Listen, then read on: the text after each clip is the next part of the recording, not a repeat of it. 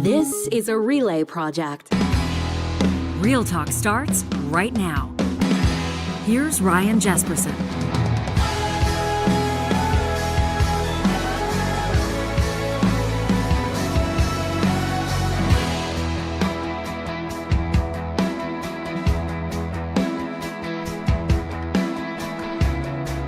We're into one, Canada. That's right, on the heels of the French language debate and on the precipice of the English language debate in just a couple of hours after we record this episode. It may be happening while you're listening to this show, or maybe it already has. The English language debate, this is when the rubber hits the road. This is when the federal election gets real. This is when we see the federal party leaders, or at least a few of them, lock horns trying to convince Canadians that they have the best plan, that they are the ones that deserve to form government. Some of the parties that some may describe as the fringe parties, the parties less likely to win, were not invited to the debate. They didn't have representation. They're fighting a little bit harder to get in front of Canadians. Today we're going to talk to the leader of one of those parties, Maxime Bernier, leader of the People's Party of Canada, joining me in studio, and has been our tradition through the federal election campaign, a bipartisan look at the stories of the week. We'll obviously focus on the debates this week with two of the partners at the policy firm, Meredith Boessenkool and Phillips, former Alberta NDP cabinet minister Shannon Phillips, former conservative strategist and self-admitted policy wonk Ken Boessenkool, joining us on the back nine of this episode. This episode made possible by the presenting sponsorship of Business Career College today. You know, they've been leaders in financial training online since the late 1990s. And right now they've rolled out a designation, the Certified Digital Asset Advisor designation, the CDAA, for financial planners and advisors who want to future-proof their careers. Millennials and Gen Z, you know, they are interested. They're intrigued by decentralized finance. They have questions, or they're already investing in Bitcoin. They're going to ask you about the blockchain. They want and expect you to know about this kind of stuff. Regardless of whatever your personal opinion may be on this, you want to be able to address and advise based on these fundamental changes in the financial landscape. And that's why you can check out businesscareercollege.com and register today for that CDAA designation. The promo code Ryan20, all one word, Ryan20, will knock 20% off your investment in this course in exploring the dynamic world of cryptocurrencies and decentralized finance. Again, that's the CDAA designation at businesscareercollege.com.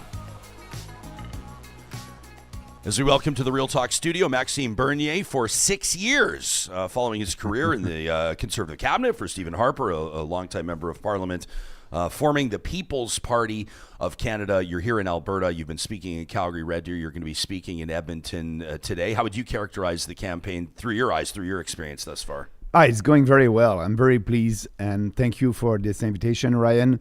That's important for me to be out there and do this podcast. And I can tell you, here in Alberta, at the last election, we had 10% of support. And all across the country at the last election, 5%. So we have a lot of support here, and that's very important for me to be here and tell the truth to Albertans. So polling is telling you that your support in the province of Alberta is double, or you expect it on April 28th to be double what it was? I hope so. And I hope that Albertan would understand that the Conservative Party of Canada is taking your vote for granted. Yesterday that was a French debate, like you just said. And the journalist asked a question about pipelines. If all these leaders over there, and the question was very simple. They said, are you ready to impose a pipeline on Quebec or First Nation? You said that you want to build pipelines. The answer was no. Poilievre said no. They don't want to use the Constitution, the Section 9210, because when you build a pipeline, inter-provincial infrastructures, the federal government will have full jurisdictions if the federal government is using the clause 9210 in the Constitution. Nobody will be able to stop the federal government. No provinces, the First Nations won't be able. But they said, no, we won't use the Constitution. I will impose a pipeline on Quebec, on BC, on First Nation, because it's too important for the future of this country. So Poilievre, Carney are the same about that. Another question about balancing the budget. They didn't answer. That was an insult to Canadians. They didn't have their financial plan. They are telling us that they will give us, a lot of money by tax cuts, but the money will come from where? Deficit, debt. Poilievre is supposed to be a fiscally responsible politician. He's not fiscally responsible. He is not. He will spend money more, and we know that the deficit of today are the taxes of tomorrow or the inflation of tomorrow. So on the big issues in French, and that will be the same in English, they're the same. They're the same. Climate change. They had a question about climate change, and Poilievre said, yes, it's important to fight climate change. All these leaders think that there's a climate emergency, including Poilievre. If you're tired of that, there's an option, the People's Party of Canada. We will withdraw from the Paris Accord. We won't impose any regulations on businesses. We will let your province to have more autonomy to do what you want. That's, I hope that this election, more Albertans will look at us and our platform.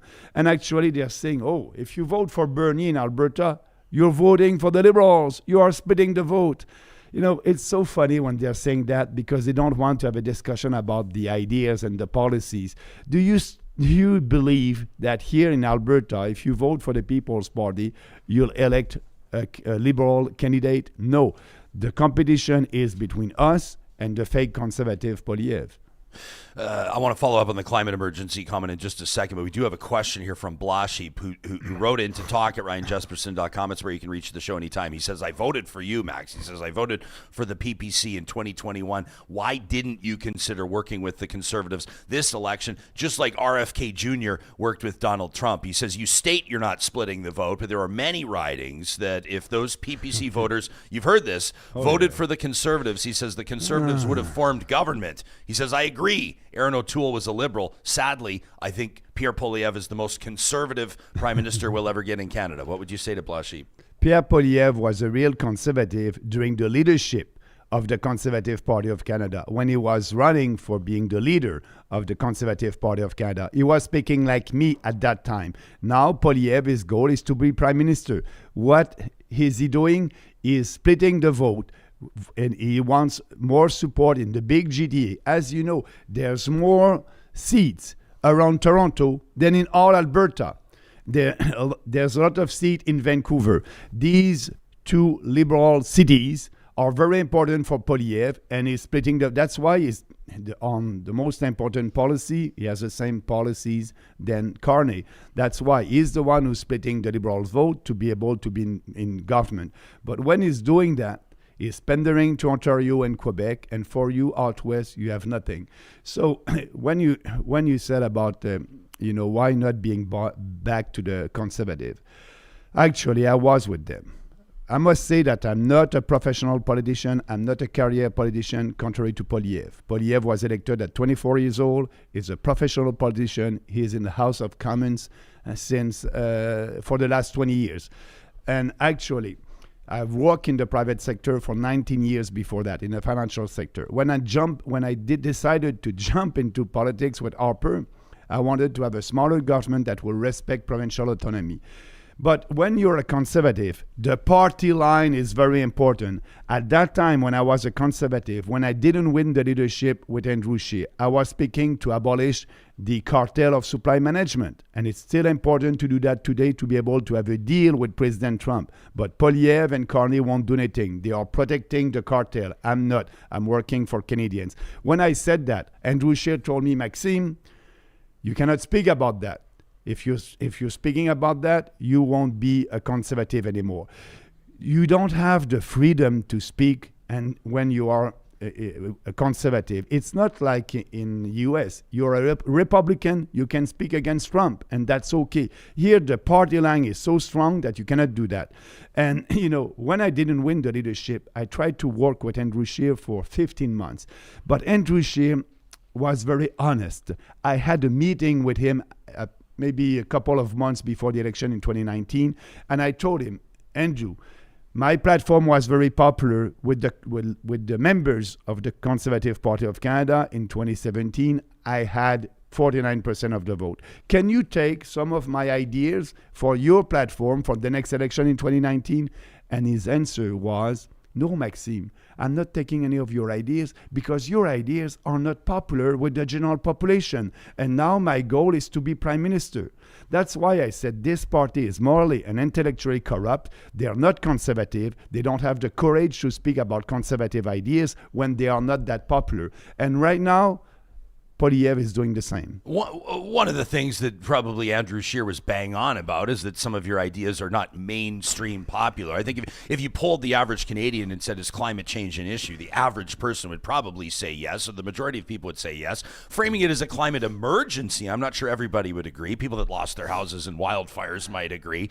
But you've spent your time in Alberta talking about abortion, talking about MAID, medical assistance in dying, talking about Alberta separation, which we'll get to in a second. But these are the types of issues that I think prompt more and more people to believe that the People's Party of Canada will never form government, that it's not a serious party, polling at, 1.5%, 2%. Don't you run the risk of forever wandering in the desert when you're focusing on issues like that? No. I'll give you an example. When I started to speak about mass immigration in 2019, I said at that time we need to have fewer immigrants, a maximum of 150,000 a year, because I said if we go ahead with that mass immigration, that would be a huge problem in Canada. At that time, people were saying, and my opponent was saying, you are a racist, Bernier, you don't have the right to speak about that, and blah, blah, blah. I was right. We were right at that time. And now today, what is happening? 70% of the population are saying, we must end mass immigration.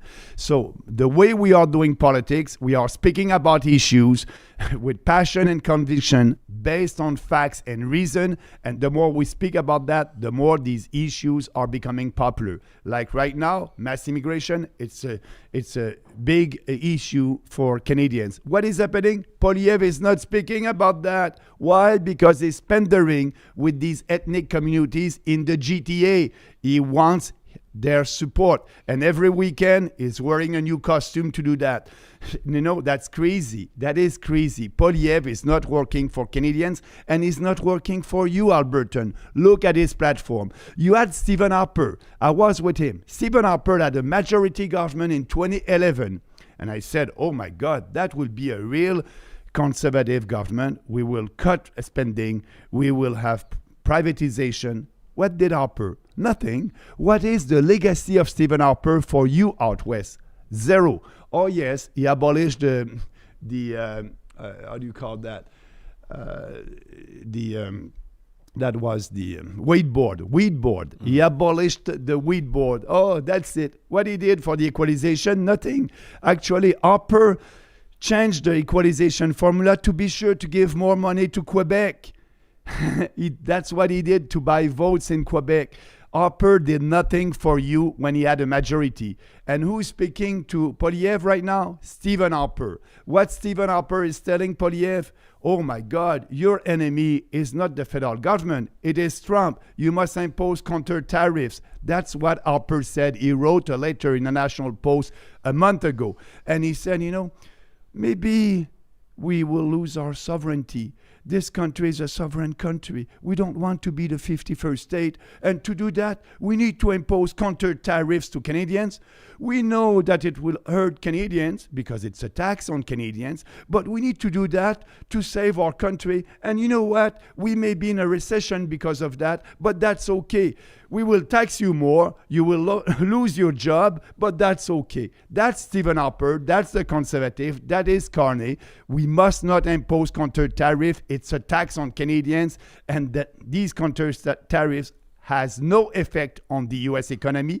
The U.S. economy is bigger than us. Our proposal is no tariff, a deal with Trump by putting everything on the table. And yesterday, at the leaders' debate, Poilievre, Carney, everybody said, we will protect the cartel and, we won't put that on the table. We are paying twice the price for dairy, poultry, and milk if you compare that with prices in the U.S. And for Poilievre, it's okay.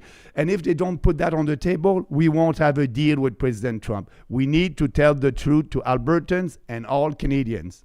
What was your message down in Calgary in the context of Alberta's? I saw that your campaign framed it as a conversation on Alberta's provincial autonomy. Yes. But you know that sentiments around Alberta's sovereignty or Alberta separating have been flamed. Yeah. And some polling shows that up to 30% of Albertans would be keen on the idea if Mark Carney or the Liberals were to form government. What's your position on it? It would be the same if it's Poilievre. What do you want? You want the federal government to get rid of the Paris Accord, withdraw for that. Poilievre won't do that. You want a new equalization formula and, drastically reduce the equalization payments. Poilievre won't do anything about that.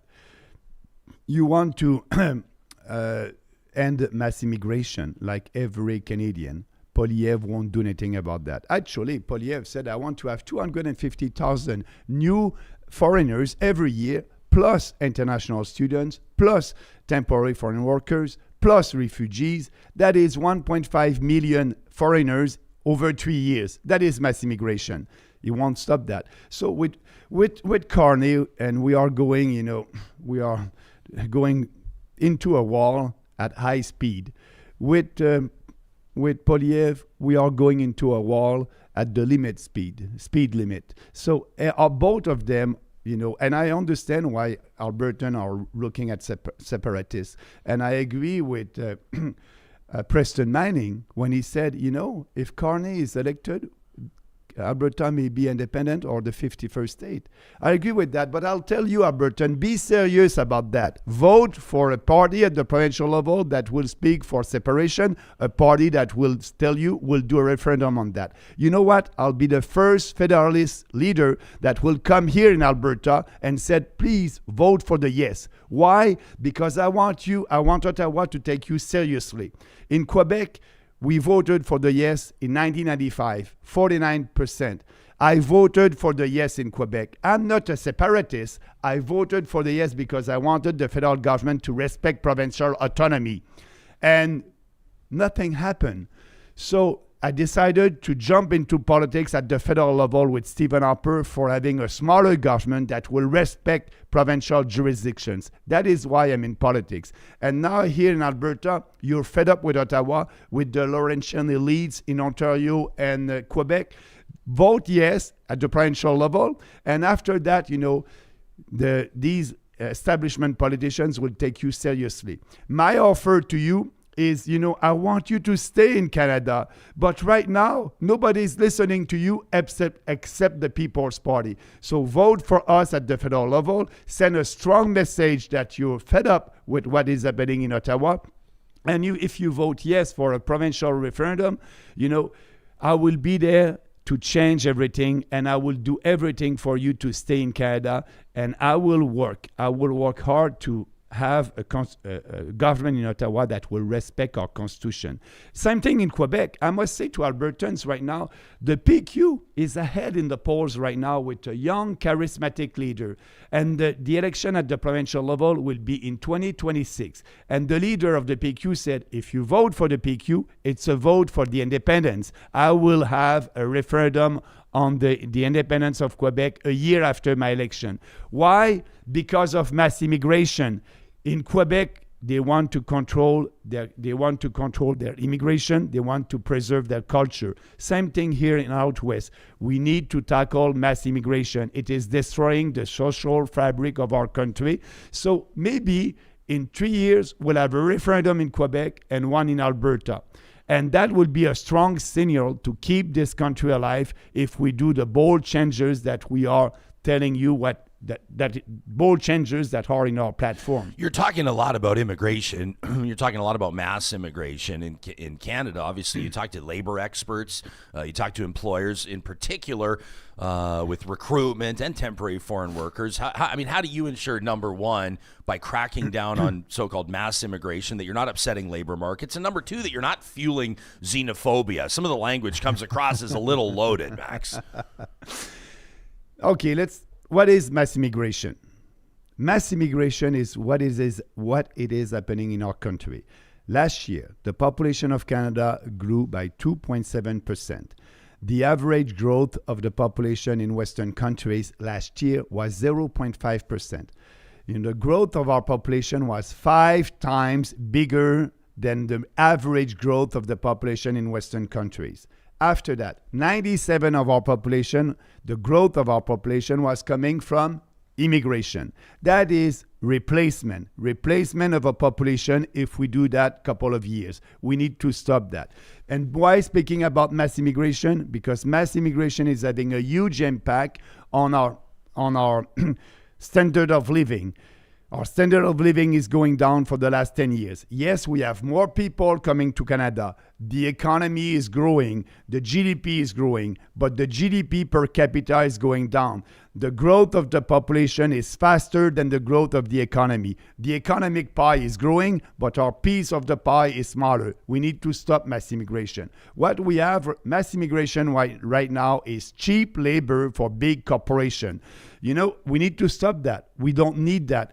And if Walmart or Tim Hortons are not able to have Canadian employees, they just have to raise their offer, to raise salaries, and maybe they will have Canadians that will apply for a job over there.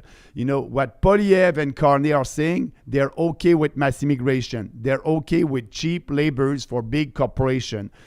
I want to work for Canadians. We need to stop that. We need to have a moratorium on immigration for a couple of years. Look what is happening in UK, in France, in Germany. When you have mass immigration, it's still time to save our country right now. And so for the labor market, I don't want to work for big corporations. I'm working for Canadians. And if they want to have people working for them, just raise the salary and you'll have more Canadians coming here. And also they're telling us we need more immigration because the population is aging. Oh, yes, the population is aging, but Statistics Canada said that the average age of the immigrants are a little bit lower than Canadians. Why? Because Poilievre and Carney are pandering to these ethnic communities in big ridings, in a lot of ridings in Toronto and Vancouver, and they're telling them, you will be able to bring your entire family. What is the entire family? Reunification of family? Uncle, brothers, sister, grandmom. So when they're coming here, they're not helping to lower the aging of our population. We need to stop that. If you're an immigrant, when you're coming here, you have the right to bring your family. What is the family?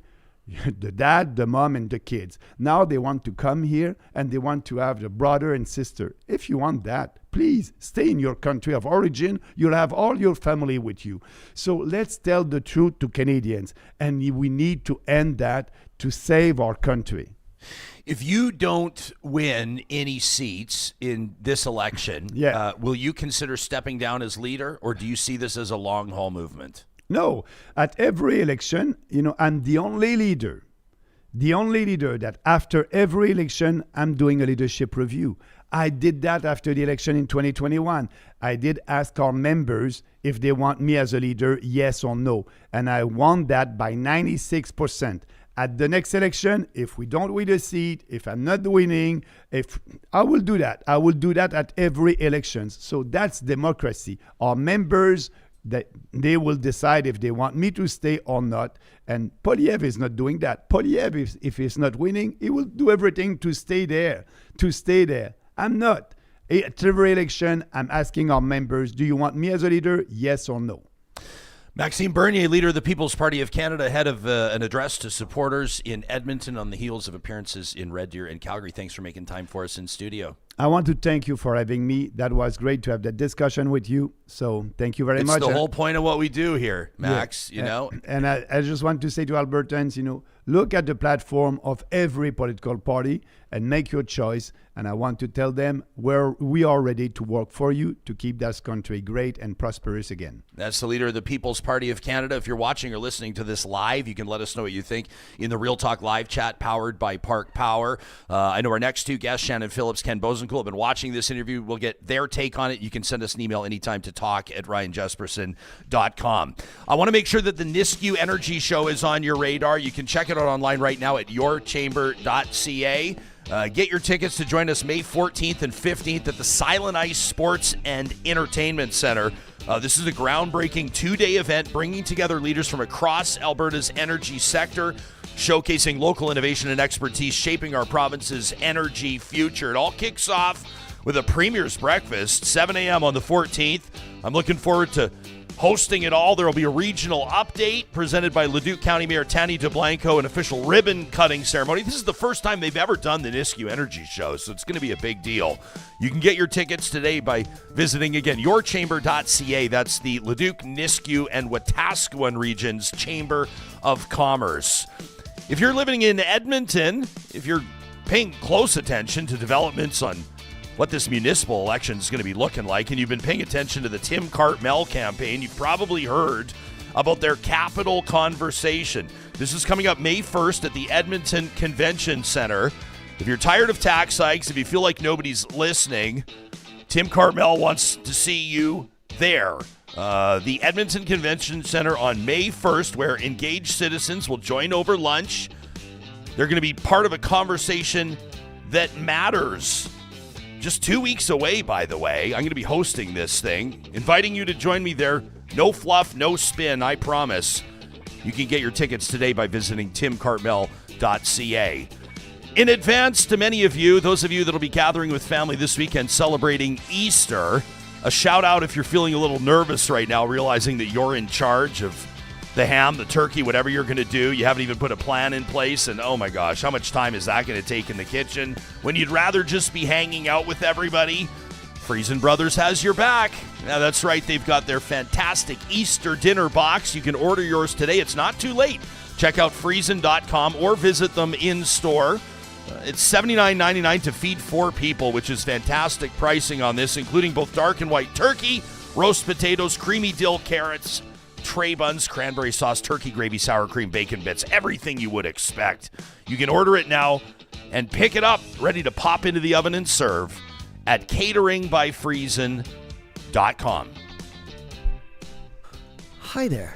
Hi, John. It's good to see you. Oh, it's great to see you, Ryu. Yeah, I'm Ryan. curious, I'm curious to see what our panelists will say About the debates? about the debates, about what Max brought to the table. I know that there's a lot going on, obviously, right now. We want to make sure that less than 2 weeks out from the election, coming up, as you know, on the 28th of April, that everybody's got the top issues on your radar. We've been checking in with Ken Boessenkool and Shannon Phillips of Love it. Meredith Boessenkool and Phillips, Yeah. a policy firm. Make better policy. That's what they do, for a bipartisan look at the week's top election issues all the way through this campaign. And today, an early edition, as we will all be breaking for Good Friday. Good morning to you both. Good to see you both.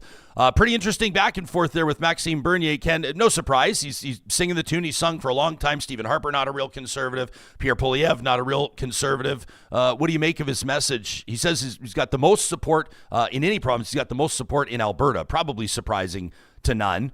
Your thoughts on the PPC? Yeah, that support plus 25 cents gets you a quarter cup of coffee. I think he's an irrelevant player.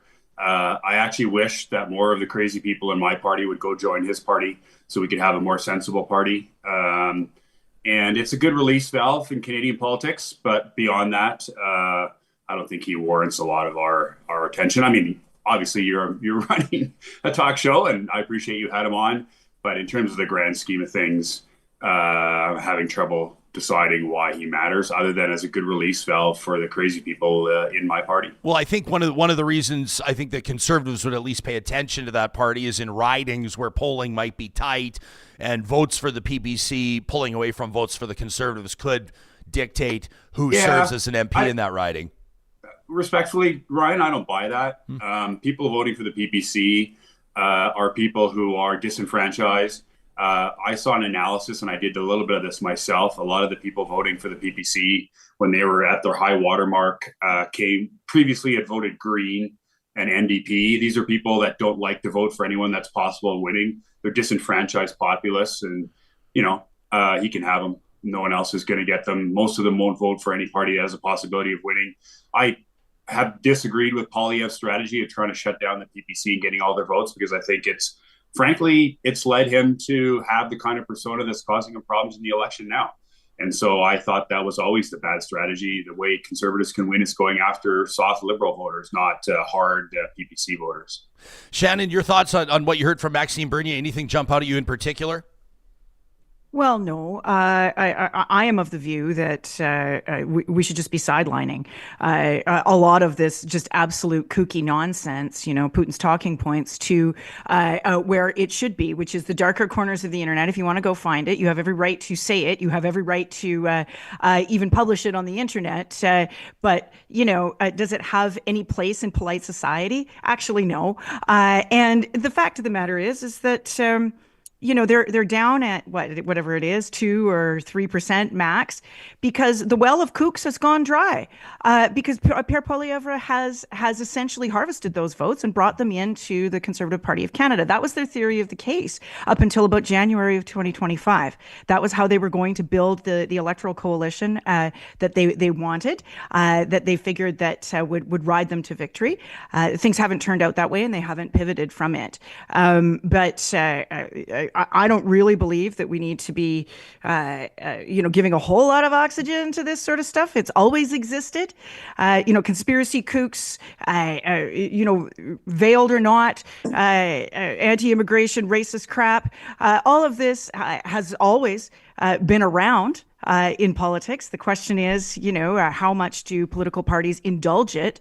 And thankfully, in this election cycle, we've had to indulge it less. There was kind of if you look at the, and I want to hand things over to the two of you in a second, your takes on the French language debate. And obviously, we're talking to you just hours before the leaders will debate in English. But one of the storylines of the French language debate was who got to ask the questions, when they got to ask the questions, and who refused to answer the questions. Johnny, why don't we go to that one clip? I wasn't sure about using this because the preamble, the question is like a minute long. I was kind of rolling my eyes, but it is a bit of a novel. But I think it's a story. But number one, because it is in English, and number two, because I think that if the audience hasn't heard it, you need the context. I'll hand things over to Shannon and Ken in just a second. But Jagmeet Singh says, I'm not even taking questions from outlets like Rebel News, from people like Key and Bexley's. I'm not answering your questions. Here's how that went down after the French debate. Mr. Singh, Drea Humphrey with Rebel News. Your party takes great pride in standing against hate such as white supremacy, Islamophobia, and online. Sorry, I didn't get your outlet. Drea Humphrey with Rebel News. Okay. Your party. You know where I'm going to go with this, all right? Can I speak? Yeah, you can. I'm just going to say you know where I'm going to go with it, though.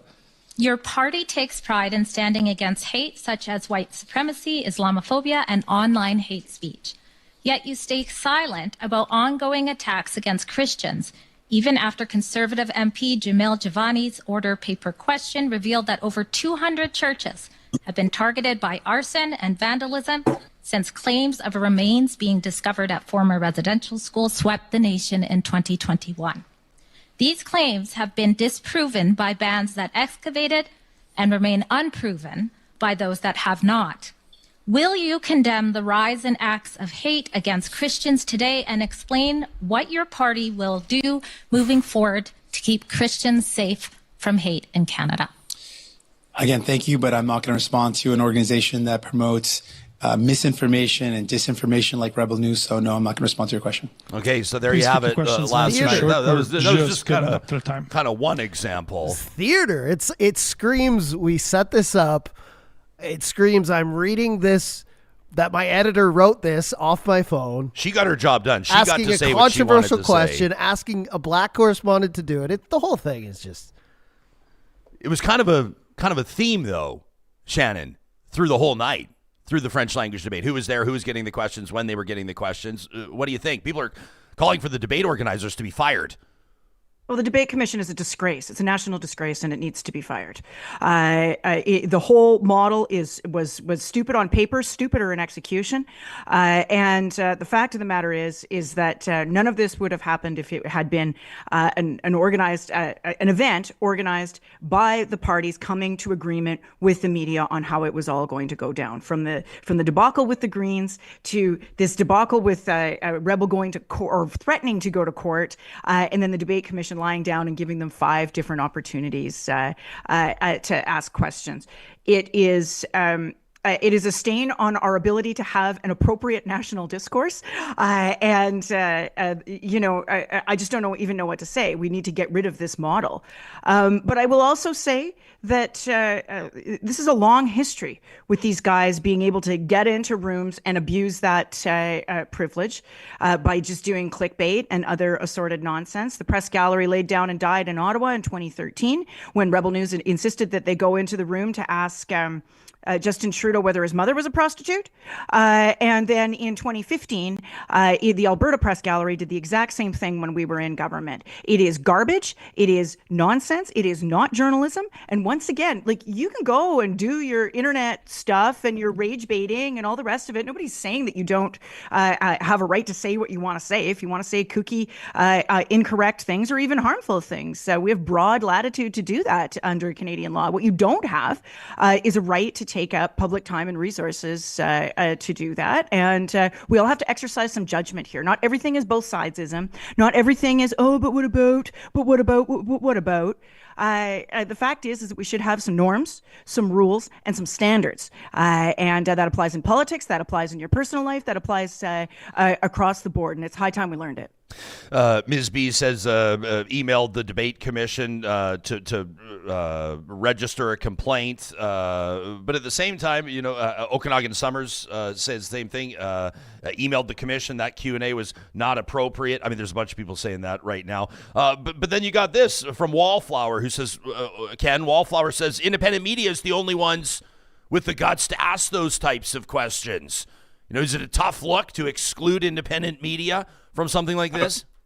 I don't respond on Twitter to people that don't tell me who they are, and I'm not going to respond to that. Let me start by saying I agree with every single word Shannon just said, but let me add this. As a small C conservative, I have now a beautiful thing, which is every time someone says to me, I want the government to do X or I want the government to do Y, my response will be, oh, you mean like the debate commission? That was perfectly well run without the government. And as soon as the government stepped in, it was an absolute disaster. Oh, like the Obama website, every company in the world can run a website, but when the government does it, they make it an absolute disaster. Look, this is a disgrace. Get rid of this commission. Let's negotiate debates between the networks and the political parties that matter and get on with it. So do either of you have faith that tonight's English language debate will be any different? No. Not really, because they've already set the precedent. They acknowledged that they did it. The chair of the debate commission acknowledged that they allowed Rebel in the room essentially to make the problem go away, but he just made it 10 times larger, which is why, when you put these things in the hands of like so-called independent experts, you end up with this situation where they don't want to seem controversial or make a judgment call. And this is where that leads. You need to make judgment calls sometimes. And sometimes judgment calls are so-called controversial because there are vested interests on the other side. But we have just seen a beautiful example of straight cowardice and of people trying to get around a problem. There's never going to be a way to get around the problem of a disinformation, misinformation website by acting in good faith, because they are not there to act in good faith. A moment. Go ahead, Ken. Our politics is getting stupider and stupider because we keep taking jobs that politicians should do and give them to these independent commissions. And I put the PBO, the Parliamentary Budget Office. When I worked for Preston Manning in the early 1990s, I wrote an alternative budget. I did all the things that the PBO is doing today. We had an opposition party that was serious, that did serious work. And today, most of the jobs of serious political MLAs, MPs, and staff are being given to these independent commissions who absolutely screwed up. But more importantly, they take the job of being a politician away from politicians. So people complain that our politicians are dumber and dumber. Well, the reason is we keep taking away their jobs. So let's stop pretending these independent commissions are in any way good, and let's shut them all down and let's give the jobs back to the politicians where they belong. Kind of an interesting moment. I'm going to ask the two of you who won the debate in your mind, the French debate, but this exchange between Pierre Poilievre and Mark Carney, kind of interesting, entertaining even. It's about 15 seconds. En français, here it is. N'êtes-vous pas gêné de demander aux Canadiens un 4e mandat après cet pire bilan libéral? Monsieur Carney, je viens d'arriver. Carney, I just arrived. He's not responsible for the last 10 years. Mark Carney says, I just arrived. Was it an effective approach, Shannon? And do you think that Francophones in Canada bought it? Yeah, I mean, the fewer words that he was saying and ability to, just get a sentence out or a few lines, then, that's winning for Carney last night, right? It was reasonably boring. I watched it en français and, it was, as the kids would say, pretty mid. 2 hours was way too long. I am an absolute political junkie. I am a nerd. I even find Quebec politics quite fascinating. And I was, kind of going, oh, are we done yet? Sort of zoning out and scrolling a little bit. So, I am of the school of thought that debates very rarely matter. All that Carney had to do was skate through, and he did. And his French is fine as far as it goes for his ability to skate through and take a front runner's sort of approach, which he did. Poilievre was not bad. It really depended on the questions and it depended on the topics where he was able to deliver or kind of stepping on the same landmines that he's been stepping on for the last 40 odd days. Interesting to hear you say that debates don't matter. Like, in your opinion, debates don't matter. They don't matter until they do, right? Like, if a leader blows a debate or has a bad moment, then debates really matter, don't they, Ken? Sure, but like a guy like Carney, he's not going to blow it. Right. He's been up on a lot of those stages with media parsing all of his words. So he just understood that, boring is a default setting for him. Right. So it was, that he understood the assignment in that way. Ken? Look, you don't win debates. You only lose debates. Jim Prentice lost the debate handily in 2015. Probably was a big contributor to electing the NDP when he asked Albertans to look in the mirror. In my view, Rachel Notley lost the debate in 2023 by appearing nervous and wonky when Daniel Smith was smooth. And if they both would have been smooth, it would have been a draw. But expectations of Rachel Notley were so high in 2023, and she just didn't meet them. And in my view, that was the end of that election. So I don't think you win debates. You only lose debates. So Carney was going into this debate saying, how do I not lose? And he did. He didn't lose. And that's all he needed to do. And Poilievre also didn't lose. He needed to do a lot more than that. He needed to make Mark Carney lose, and he didn't succeed. And I suspect we're going to see a lot more of that tonight. So you don't or rarely win debates. You only lose them. And, we could go back in history and give more examples. Nixon lost because he looked sweaty. Yeah. Turner lost because he didn't have an answer to the question. No, there were setups on the other side. But the reality is, if Rachel Notley would have been calm, cool, and collected and a little bit more emotive in 2023, I think that election would have turned out differently. And if Jim Prentice wouldn't have asked Albertans to look in the mirror, I think that election would have turned out differently. So again, I'm saying it 3 times now. You don't win debates. You only lose them. Shannon, what was it like behind the scenes? What was it like? And I don't even know. The look in the mirror thing is one thing, but the math is hard thing is the other one that jumps out. We don't need to relitigate this 10 years later, but we are approaching the 10-year anniversary of Alberta's Orange Crush. I think it's the 5th of May, isn't it? It is. It's coming up. And what was it? Just tell us a story. What was it like behind the scenes? What were group chats around in 2015? I think they were. No, no, they weren't. Not really. Okay. I mean, if they were, I wasn't in them, Ryan. I was knocking on doors. What was the sentiment at that time? Well, it's funny. I spent that evening knocking on doors and periodically going back to the car with the canvasser that I was out with to listen to little snippets of it and then go back out. And it was always my view that these things don't really matter, and it's mostly just the chattering classes and the Twitterati, right? That's always my default setting. Go talk to some voters. Don't talk to each other. Was always my admonishment to the staff. But I remember going back out right after the math is hard moment and knocking on a door, and a lady answered it. She's like, "Oh, I'm watching the debate. That was sure a rude thing that Jim Prentice just said." And I didn't really catch it because I was back and forth. And the canvasser that I was with was, of course, C. Phillips. You were wrong about that it actually does matter. Every once in a while it does. Every once in a while I'm wrong. But mostly, no, it doesn't. And And behind the scenes, I think probably up in Edmonton, they understood that, that was a bit of a pivotal moment. The numbers were moving anyway. Certainly for me, they were moving. But, you perceive these things completely differently when you're a candidate on the ground. There's no of question course. And thanks for the correction. It was the math is hard in the debate. Look in the happened out, I think, on the campaign trail. So thanks for I mean, but I mean, both of them landed with a thud. And actually, the thing is, Prentice was probably right with his look in the mirror comment. People just didn't want to hear it, don't you think? Absolutely, he wasn't wrong. Elections are no time to be right. Okay. So who has more to lose in the English language debate then? Who has more to lose? I think Poilievre, to be honest, because he has virtually no path to victory in the current election. He, with the NDP below 10%, Harper won the 2011, got his majority with 39.6% of the vote.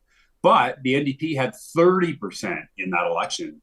And right now, the NDP is at 10. So the only two ways Poilievre has to win the election is for the NDP to go back north of 25. I don't see that happening.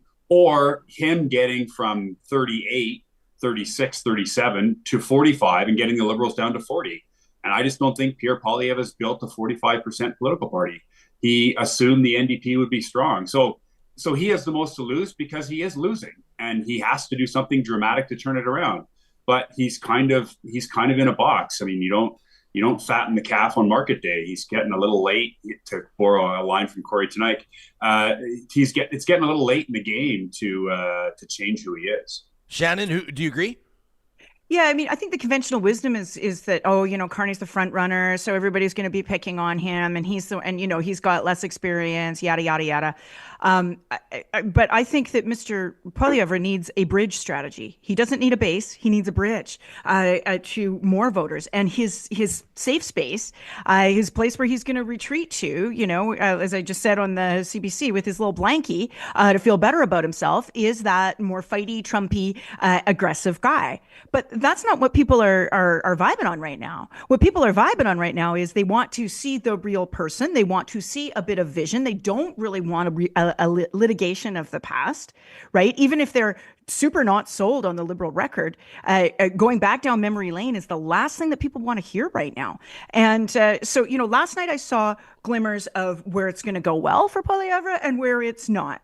His affordability answer was really quite solid. Like, I disagree on the policy points, obviously. I think it's just kind of, his answers to the question are kind of bullshit. But he delivered it in that usual, in a much more traditional way. Of first, he connected with people. I understand that you are having affordability challenges, and we believe that you should be able to afford a good life for yourself and your family. Okay, that's a connection that you very rarely see from him. You usually see him go straight to the jugular and his little sloganeering. And then, we went on some policy points and kind of tied it up at the end. It was a much more authentic delivery. But then you see him talking about things like immigration, where he's going down the rabbit hole of this Century Initiative and all this other stuff that is just going right up adjacent to a conspiratorial nonsense and trying to, attach Carney to that kind of Davos World Economic Elites kind of nonsense stuff, right? Which is one step off Maxime Bernier, if we're all going to, do a shout out to 20 minutes ago. And so he needs to resist that temptation. People aren't interested in that sort of nonsense. They want to know what kind of vision he's got for the future. I don't know if he will give people that beyond a little glimmer. I was talking to an elected official yesterday, off the record, so we'll keep it that way. But she you want to hear it, John? All right, but she was saying to me one of the interesting things that and sort of what she perceives to have been happening with the conservative attacks on Mark Carney around his sort of the global elite stuff, the Davos stuff, the World Economic Forum stuff, the Brookfield, the C-suite, all that kind of stuff. And she says she's convinced that it's actually worked in Carney's favor because it has served to remind people of the amount of work that he's done and his accomplishments in that regard. Ken, you don't look convinced. Well, maybe some of it. I mean, I was thinking in my head as Shannon was talking that if Jagmeet Singh was a half-competent debater and politician, it might be smart for Poilievre to cede all of his time to Jagmeet Singh is on the condition that he attacks Mark Carney, because I think some of these kind of attacks as an elitist come better from the left. And frankly, as I said a few minutes ago, the Conservatives need the NDP to get above 20, if not above 25% for them to win. And so what Poilievre needs more than anything else is for Jagmeet Singh to stop attacking him and start attacking Carney. And for Jagmeet Singh to peel off some of those NDP votes to open up the ability of Conservatives to win a bunch of ridings that they're going to lose. You know, Stephen Harper got the same number of votes in the 905 in 2015 as he did in 2011. What was the difference? The NDP went down by 10%, and all of those ridings flipped from Harper to Justin Trudeau. And so, like, Conservatives need the NDP to be up. They should be spending money on NDP ads, and they should be ceding their time in the debate to the NDP. Problem is, Jagmeet Singh can't help himself. He's got the strategic brilliance of the vase behind me, and he keeps attacking Pierre Poilievre. Well, what does that do? It drives all of his voters to the Liberals because they want to defeat Pierre Poilievre. It's just an outrageous performance by Jagmeet Singh. Shannon, are we seeing the last couple of weeks of Jagmeet Singh's leadership at the NDP? Well, I have no idea. I don't like prognosticating the future, and you never know how many seats are going to come out of this exercise on April 28th. The time for that conversation is not even going to be April 29th. I would say it's probably more like June 15th. Once all the dust is settled and, the party has figured out how it wants to move forward. And hey, he might pull something off, but this is his third election campaign. Right. You kind of saw that last night. He was reasonably good at kind of bullying his way in to the conversation last night, which is, you have to be pretty confident. And, as his third exercise in a national debate, he showed that he could do that. That's good. The choice to pick on Poilievre might have been a question of geography. His podium was right next to his, but also because it's easier, right? And that's where Ken's exactly right, that a lot of those attacks on Carney, they shouldn't come from this sort of like conspiratorial World Economic Forum, Davos, rich people meeting in smoke-filled rooms kind of nonsense. Sounds great. Where it needs to come from is you are detached from ordinary working people's lives. You're a rich guy who's a fancy man who's been out there not buying your own groceries by his own admission. And last week on Tout le monde en parle, or this week rather, said he didn't really like campaigning, and it was kind of a drag, and he'd rather be prime minister. Right? It's that stuff where Jagmeet has a unique ability to kind of go at him and say, and the usual things that are tripwires for Liberals, if we're all being honest: arrogance, entitlement. Those are their Achilles heel, and being able to zero right in on that. Between that and is your healthcare safe is probably the safest space for Singh tonight. And, the only other thing I'll say is that both he and Blanchette, can really be agents of chaos tonight, right? Blanchette often is in the English debate. I think that's going to be doubly true tonight, because if his performance last night is any indication, I think things are pretty wobbly over there in the BQ land. Ken? Yeah.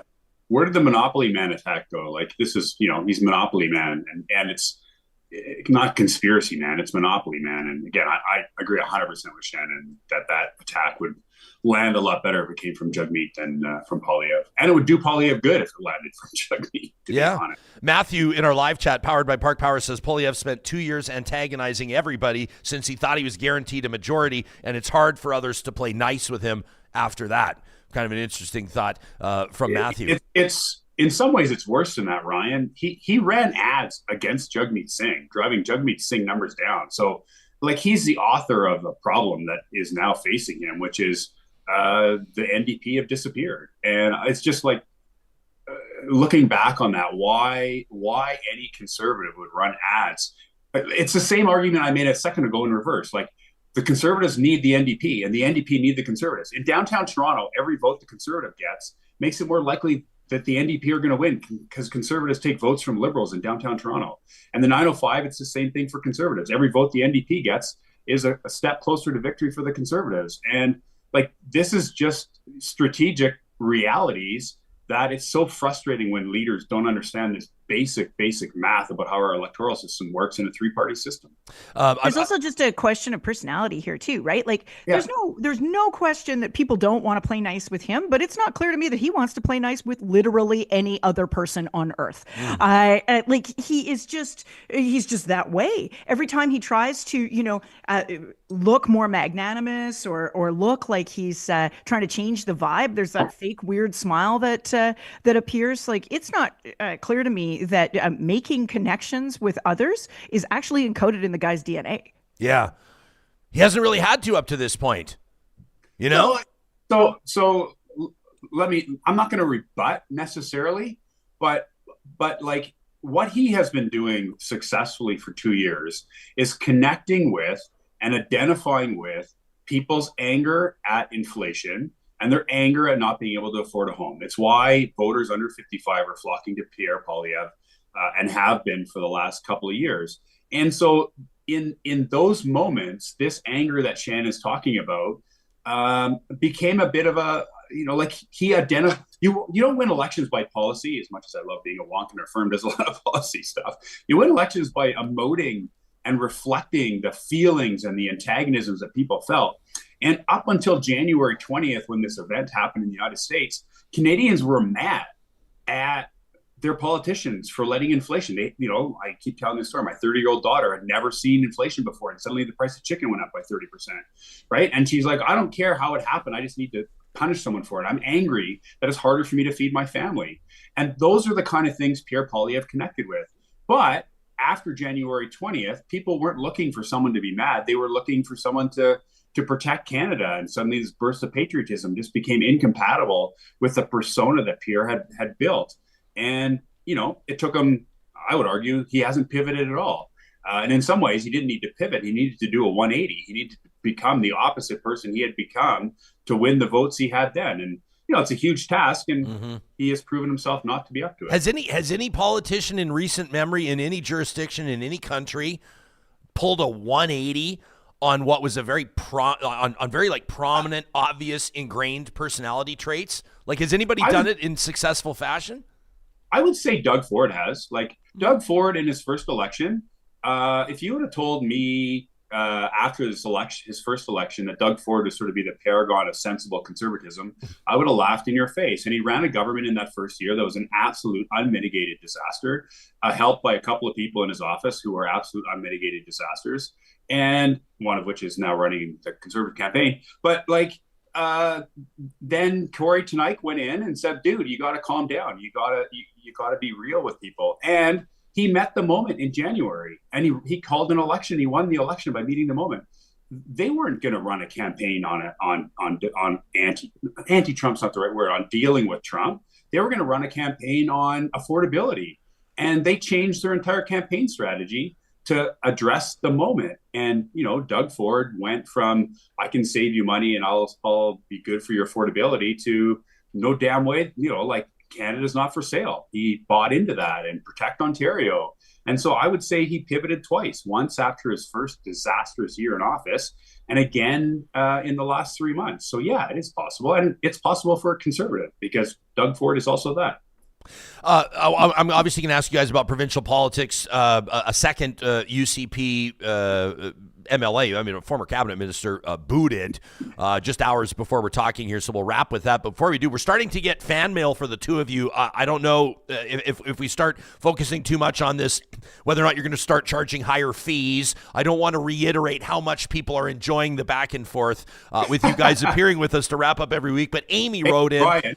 Yeah. We'll charge you 10 times what we're charging you now. Oh, my gosh. It'll cost you the same much as it'll cost us the same. Yeah, we appreciate 0 times 0 is still 0, Ryan. We appreciate that. I didn't know if we wanted to reveal that Real Talk operates on a real... curtain. Sorry. So Amy, but I'm blindsiding you. I don't know if you guys are even familiar with this or if you've seen this, but Amy writes in, she wants the question put to the two of you. Have you guys seen this development in Pierre Poilievre's riding where there's 91 candidates on the ballot? Have you seen this? Yeah. So this is the longest ballot committee, I guess, that's orchestrating this. She says, I'm wondering about Ken and Shannon's take on these 91 candidates in one riding. She says it is legal, but it sure seems fishy, just as it did in the Toronto-St. Paul by-election, and I'm interested in their thoughts. Ken?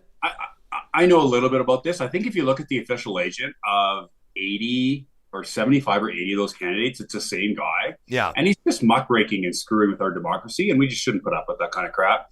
Again, of course we need the government to run our elections. Of course we need an independent electoral officer. But again, this is the kind of thing that normal people are like, what? Like, fix this. How hard can it be?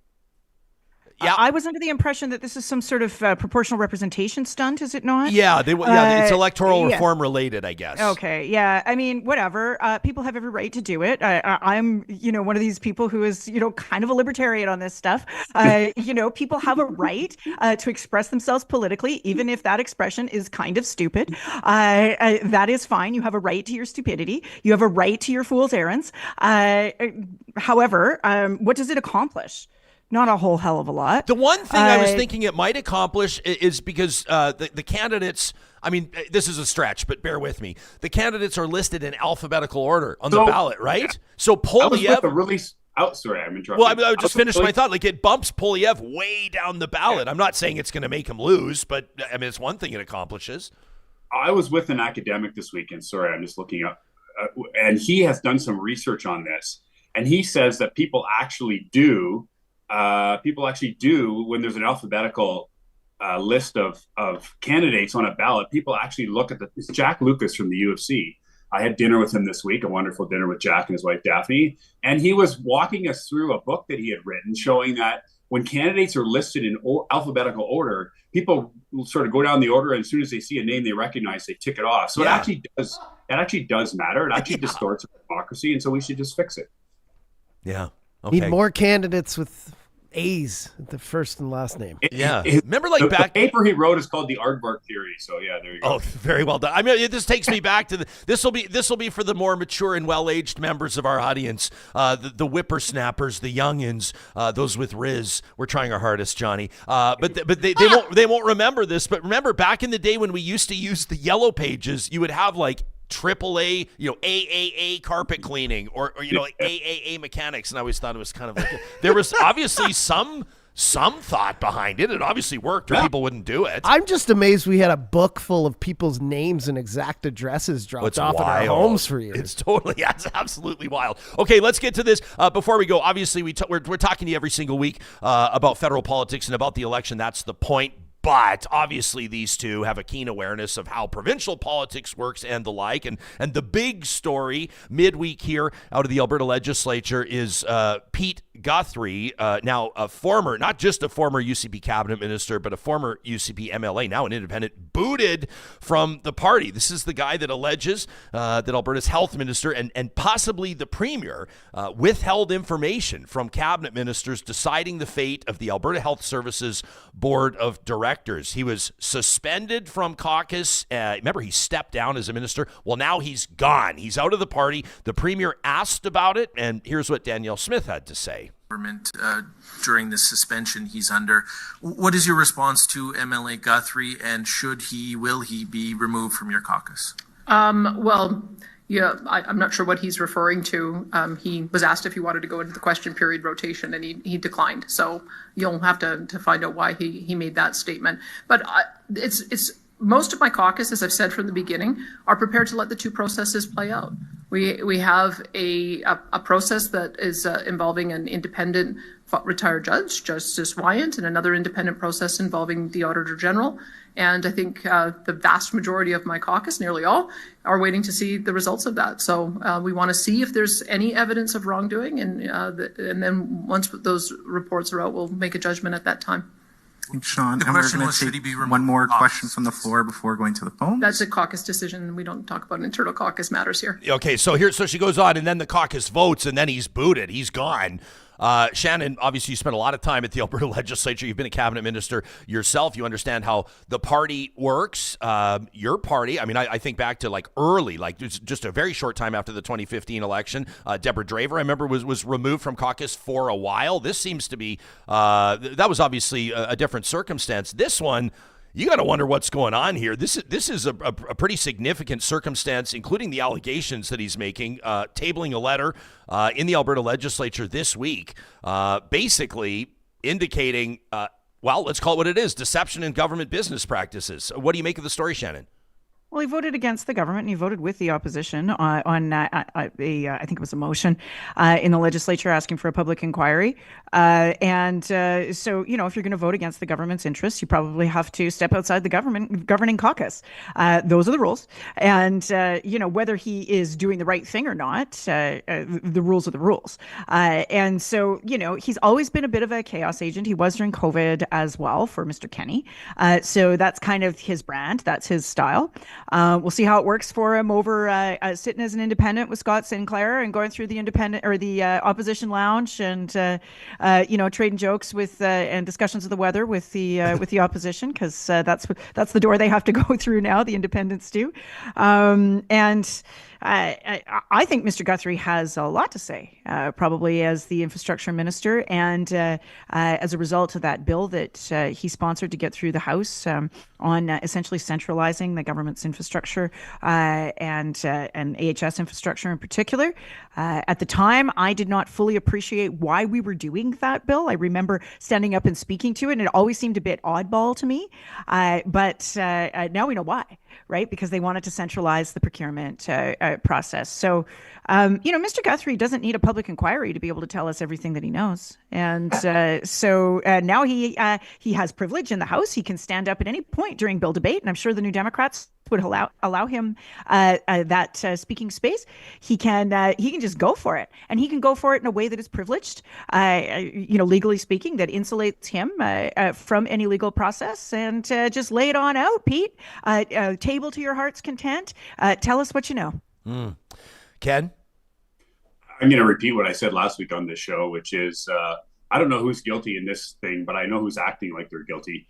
And every move by this government just illustrates to me like they are acting like people who are guilty. Whether they are or not is for a process to decide down the road. But, oh, man, like to say we've got the Auditor General looking into this. Meanwhile, they're sending out legal letters to the people that need to testify to the Auditor General saying, please talk to our lawyer first. Again, that's the kind of stuff people do when they think they're guilty.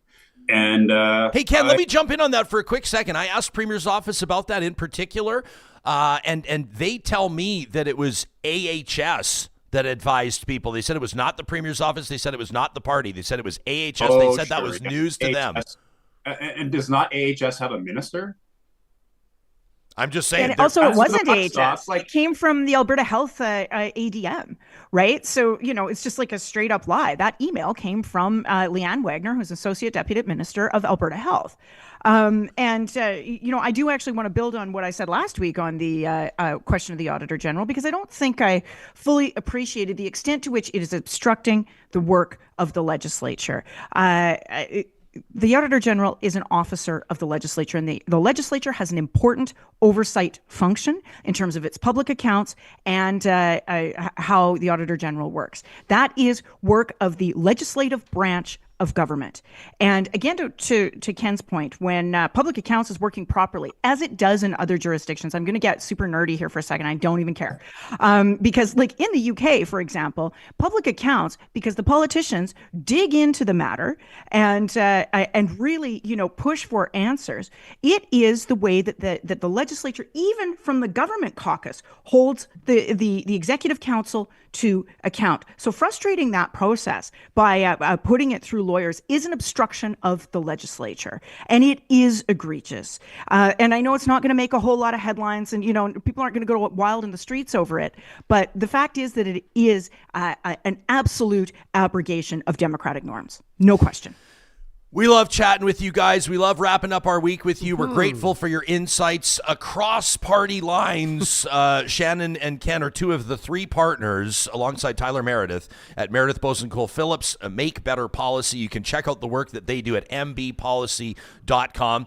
Just don't expect to get the same deal that Real Talk gets if you want to tap into their talents. Happy Easter, guys. Thanks to the both of you. Oh, can I ask Ken a quick question before it goes? Hop in. Ken, are you related to current Edmonton Oilers DJ Tyler Boessenkool?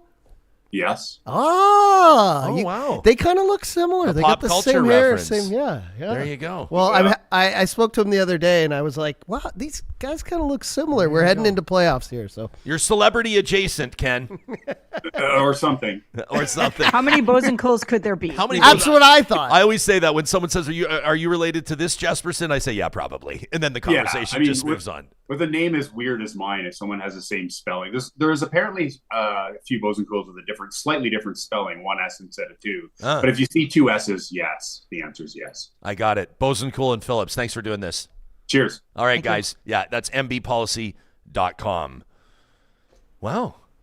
The Oilers DJ.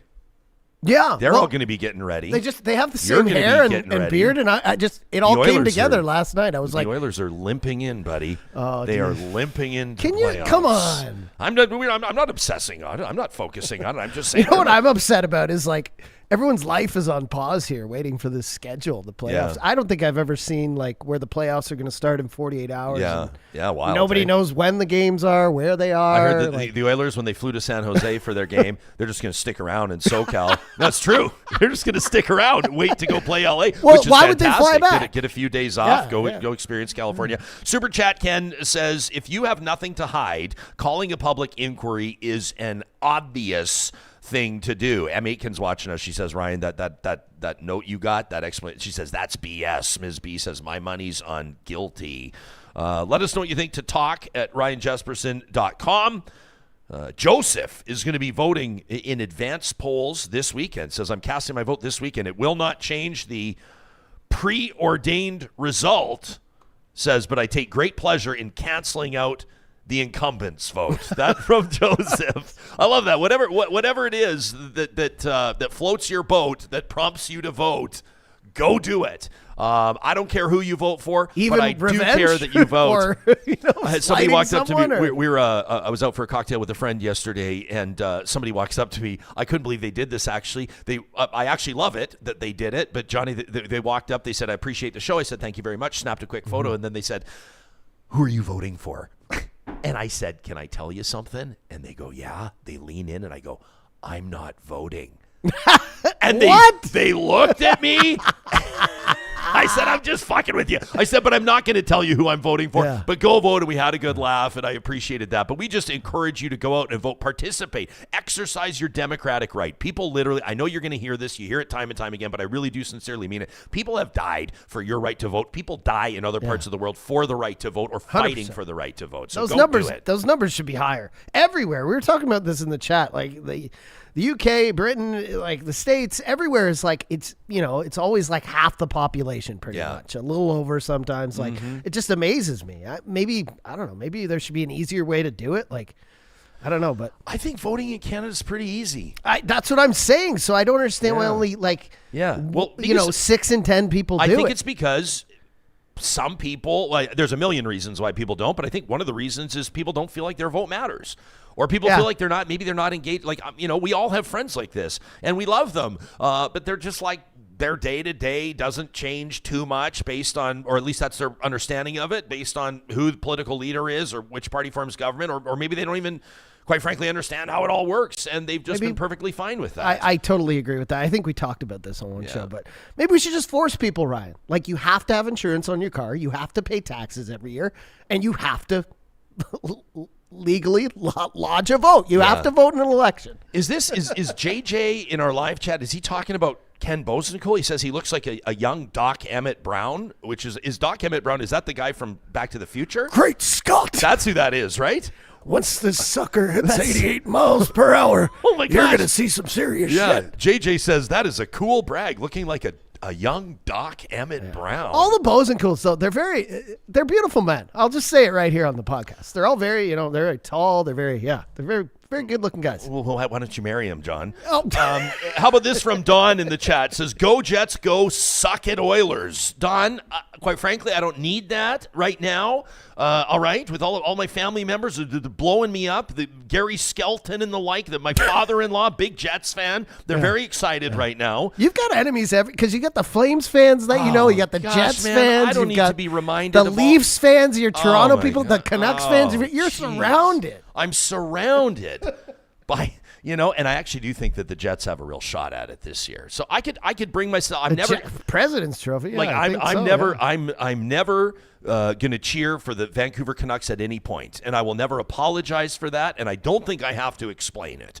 But I think if the Winnipeg Jets were to go on a long run, I think that I can honestly predict that I think the majority of the country would be behind them. Yeah, I think that if the Leafs were to do it, you'd have people split. Obviously, Leafs Nation would be going absolutely bonkers because basically every living Leafs fan has been waiting for something to happen, a Stanley Cup final appearance, since everybody knows, Canada's centennial, right? 1967. Yeah. But I don't know. I know there's a lot of people that hating the Leafs is part of their identity. It's kind of like people that hate Justin Trudeau. There's a lot of people, a big part of their identity is how much they hate the Leafs. Sure. Who's that Canadian actor? I don't know how to pronounce his last name. Jay Baruchel or whatever. He's Jay Baruchel? Yeah. He was on a podcast, I think it was yesterday, and they were asking him, about the Stanley Cup, and they're like, as a Canadian, do you care if other Canadian teams get in? And he just said it. He's like, if it's not the Leafs or the Canucks, I don't mind. He said, if the Oil go far and my team's out, so be it. If it's not the Canucks or Leafs, and that's kind of how it is. We know those are the two most, probably hated by the rest of the country fan bases. But I'm of that vein, even because I'm from Ontario, the Leafs, and I lived in Vancouver too. I don't care. As long as that cup comes back here, I'm not going to throw on the jersey and wave a flag, but I'll always go for the Canadian team. Yeah. A shout out, by the way, to the Montreal Canadiens. Huge. Getting into the playoffs. Just a big win, obviously. And a shout out to them. Dwayne is cheering for the Ottawa Senators, says one of his relatives is an Ottawa Senator. How cool is that? So that's who he'll be cheering for. Well, it's going to be fun to watch Kachuk. He's on a level that's I feel like that team is still a little, I feel like they got three guys. Yeah, making the playoffs is one thing, and then making it through is the other. But how about this from Ken K? He says, "Amen, Jespo. I always said if." Ken just goes straight. The people that just go to right straight to 10, Ken turns it all the way up, and he says, if the Taliban had a hockey team, whoa, and they were playing the Canucks, Ken says I would cheer for the Taliban. That's too much. Come on. That's a little Ken. You know what? The other thing is what are we cheering for? I know people get into this debate. The more Canadian team, even if it's an American and Canadian team going against each other, and the American team, do they have more Canadian players? I hate to be the bleeding heart here, but can everyone just have fun? The playoffs are supposed to be fun, and yes, everyone's hearts will be broken except for one city, one team, one fan base, but it's the ride that's the best part of it. It's not just the end. It's getting all the way there, losing 100%. A few years. Like last year was just, how incredible that was. To go to Game 7 and lose by literally a goal or two. Incredible's not the word, but you're right. What a ride. What the pain what still would you resides. rather have been swept? Would you rather have known in first round? No, you want that whole ride and then to win. You don't want. Yeah. For me, the hockey was just the side benefit. Sitting here smoking weed with Biz Nasty the whole time. That was the real highlight. Well, having Mark Messier walk in here. Mark Messier drinking crushing tequila. Jack Michaels. In the Real Talk studio. BW says it's going to be a Jets-Capitals final. Says Capitals in 7. Ovi goes out with the cup. How about that? And then Wise Kyle, he has one of these, the things people have them in their kitchens and the really nice writing. It says believe or gather. Mm-hmm. Those signs people have in there. I guess Wise Kyle has one that says live, laugh, fuck the Leafs. That from Wise Kyle. Live, laugh, love. Love, live, laugh. I want to ask you your take, by the way, on the French language debate in just a quick second, because I know you watched the whole thing. But first, I want to remind you what's going on with our friends at the Edmonton Chamber of Commerce. If you're not following them on Instagram, make sure you give them a follow at Edmonton Chamber. If you're ready to vote, there's a way for everybody, obviously, to have their say this federal election. The Edmonton Chamber has you covered with their federal action plan. If you want to know what they're doing on behalf of their members, on behalf of those that are doing business, driving the economy in the Metro Edmonton region, check out that federal action plan. You can check out everything they're doing on their website and explore the benefits of membership by visiting edmontonchamber.com.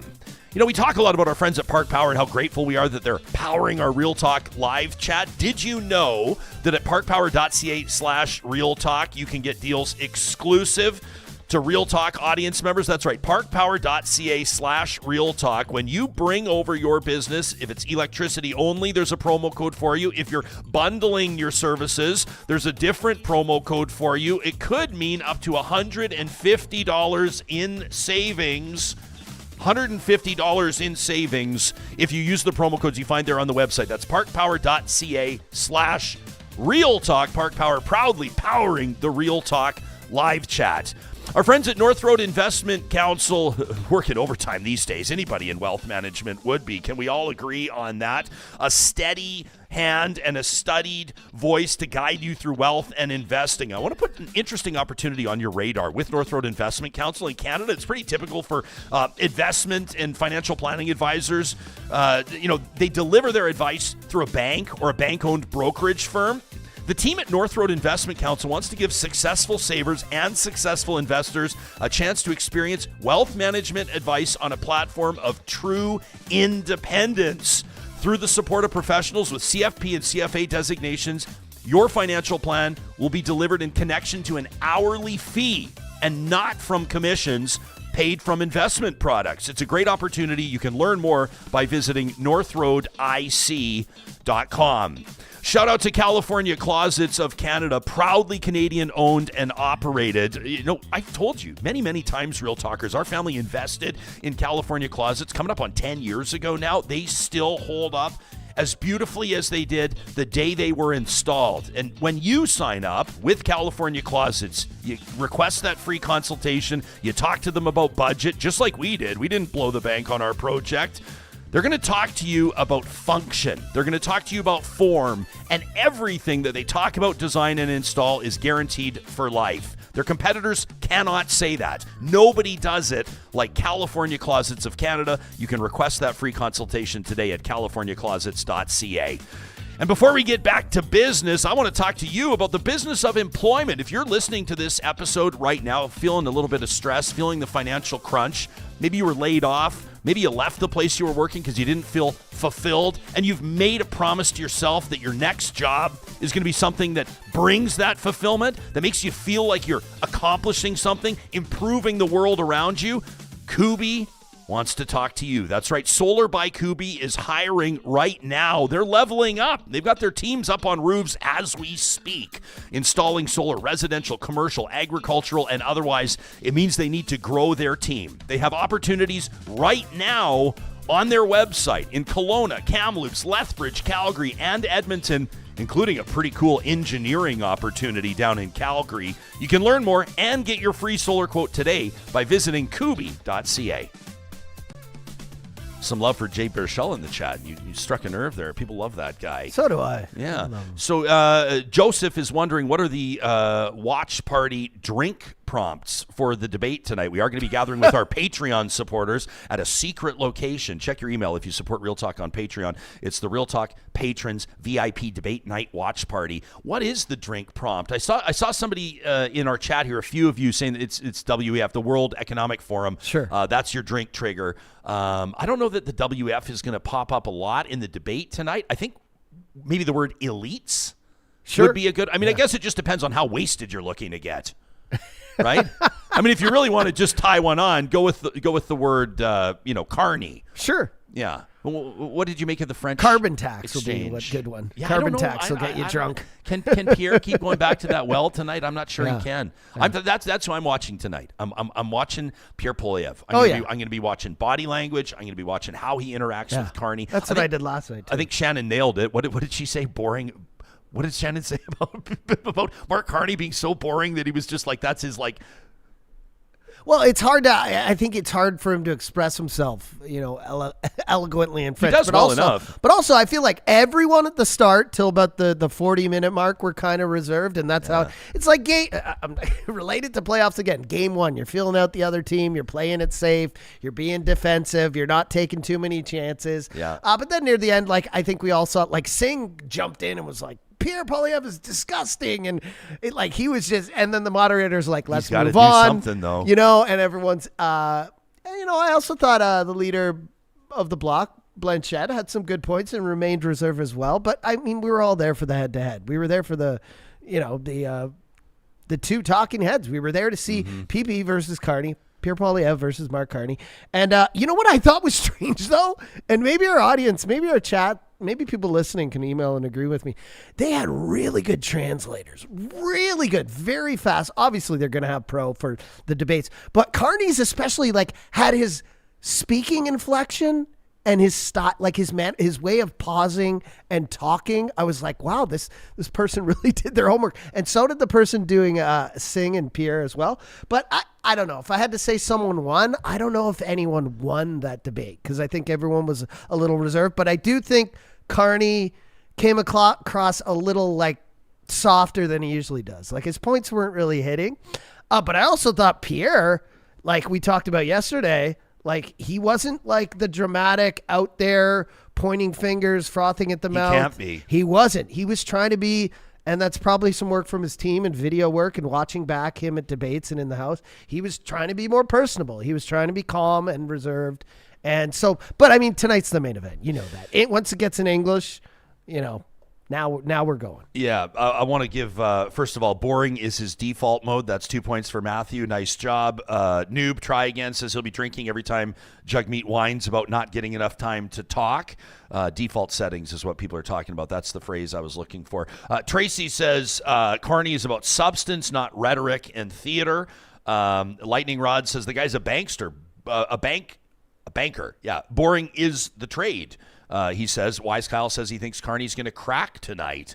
Vamp says the media has created the narrative that Poilievre is mean just to hold him back in the debate. I don't think, has the media created the narrative? Really? Like Poilievre's the guy cracking the apple being a prick to the reporter, right? Like that's not, I don't think the media created the narrative. The media kept the camera rolling, but Poilievre created the narrative. Fascinating point by Ken, by the way, how conservative attacks on the NDP may end up and probably will end up hurting the Conservatives. I thought that was great insight. Those two are really good together, Ken and Shannon. Jillian wrote into the show after the French debate, and you touched on the translators. Yeah, she wrote about it. I wanted to read this. Yeah. This is not a submission for the Flamethrower. I just wanted to read it. She says, I watched the debate in French on Radio Canada. Then out of curiosity says I had a peek at the English version with the live translators, and she says I was slightly concerned. Now, she says, I know it's probably not a huge deal, but the tone was very different, and it was lost in the dubbed version. Oh, really? Yeah. She says in French, Carney maintained a slow, measured tone. Blanchette constantly sounded like a fed-up teacher who's repeated the same instructions 10 times, and the kids still aren't listening. Yeah, he was a little more, She says Singh was incredibly passionate and came to fight. All of Singh's responses were very fiery, and sadly, says Jillian, Poilievre was back to his insincere, monotone droning. The Pierre who appeared on French TV, Tout le monde en parle, trying to be fun or come across as an actual human, was gone. How he delivers lines like, I am with you, I stand with you, with zero passion is a very weird skill. I don't think anybody really won the debate, but definitely Jugmeat stood out due to his passion. Jill says Carney had a shaky first few minutes, but his French actually held up pretty well. Poilievre certainly has a better command of French than Carney and the opportunity to lay out his platform clearly in a language that the other leaders struggle in. She says, I liked the moderator. I enjoyed the format. I liked when the moderator demanded more details and clarity from the candidates and scolded Carney and Poilievre for not having costed out their platforms ahead of the debate. Jillian says, at one point, Yves-François Blanchet tried to reassure Quebecers that there's nothing wrong with minority governments, and I assume he did this because if a Quebecer swaps their vote, it would be from Liberal to Bloc, not to the Conservatives. The problem that he has is that a Quebecer knows that voting for the Bloc could land them with the Prime Minister Poilievre, the guy who least matches their values. And Poilievre's talk of the American, I mean Canadian dream falls flat. She says right now Quebecers don't need the Bloc to fight for Quebec's privileges. The Quebecers want to get behind Carney and fight for Canada's existence. And I'm not sure why Team Poilievre did not use a strategy of propping up the Bloc more and agreeing with Blanchet or Jugmeat more. Which is kind of interesting. That's what Ken and Shannon argued. Jillian says Conservatives need the Liberals to lose votes to the Bloc and the NDP. They can't seriously think they can pick up votes in Quebec. Harper became Prime Minister first when Quebec went NDP. Wasn't that what happened? Says, I'm guessing Poilievre is just too stubborn to give anybody credit. So lifting up the NDs and Bloc to steal votes from the Liberals is not a strategy he will welcome. It's ego before party. That from Jillian, who kind of echoes what our panelists said today. Great sentiments. But yeah, it is. I thought they had the first part she said about the translation. I thought they had the inflections right. Like, it's also hard. It sounds like from that email she just listened, because also when people are like yelling and pointing fingers and getting emotional, you can see it on the screen even if the translator isn't doing it. Yeah. Other than that, I do also agree with that. I felt like Poilievre was kind of on his own. If anything, the other three, not that they agreed, but they seemed like on the other side. which I thought it was going to be the opposite. I thought everyone was, I mean, all the news articles, we were talking about it yesterday, was Carney was going to be the one who was going to be on the defensive the most. I like Miss KD's comment in the YouTube chat, says Carney won by not losing. I agree. I said this to you. I watched the whole thing because I wanted a soundbite for the show today, but there wasn't that. That being said, nobody had a gaffe. Nobody had a moment where somebody said something extreme or out of context. Carney didn't say anything in English. Our YouTube poll right now, who won the debate? Singh, Carney, Poilievre, Blanchette. 53% say Carney. The only things that stood out for me from Poilievre was his notion that he's going to, because he knows he's speaking to French language people, I'm going to save Radio Canada. And then Singh jumps in. He's like, I am not a francophone. He's saying it in French, but I'm a francophile. I thought it was weird. He's like, I love French. I was like, that's a little sexual, but okay. And then Poilievre comes back and says, all these notions that I'm going to, crumble the CBC is wrong. I want to save Radio Canada. And then in my mind, I'm like, how do you defund the CBC but save a part of its company? That doesn't make sense to me. And then he reiterated how he wouldn't put restrictions on abortions. There were a lot of things I was writing down, but I think tonight in English, it's just going to get better. There was a Radio Canada journalist sitting down the bar from us when I was having a cocktail yesterday. I'm telling you about this. And I promised everything would be off the record and it will remain that way, but I just couldn't help myself. I recognized him and I leaned over and I said, so what do you think about the defund the CBC and preserve Radio Canada? And he did what you just did. He just took a big inhale, and I could tell it was kind of like his Serenity Now moment. And he just looked at me and he said, "It's not possible." It isn't. How do you do that? Yeah. You can let us know what you think about all this to talk at ryanjesperson.com. I see all your comments. Some of you saying that the Pierre wasn't being a prick in the apple orchard. The reporter was being a prick. Fine. I disagree with your assessment. It doesn't matter. This is in the history books, and in the grand scheme, it doesn't matter at all. But here's the deal. When you're the political leader, when you're the politician, even if a journalist is being an antagonist or is being a prick, they may be using that as means to an end, and you can't be a prick to them. No. But if your whole strategy has been to be a prick, and then it starts to backfire, then you find yourself in tough waters. All of this said, you guys, Pierre Poilievre could still be prime minister, could still win the election. That's for sure. 100%. And it's, you say that, the reporter who made him take a bite of an apple and look like an asshole is a prick. But then last night, the reporter asking Singh the question after the debate is asking tough questions. You can't have it both ways, right? Like reporters, they're trying to do a job. And yeah, a lot of them, even if they don't admit it, are trying to get a soundbite from you. They're trying to rattle you.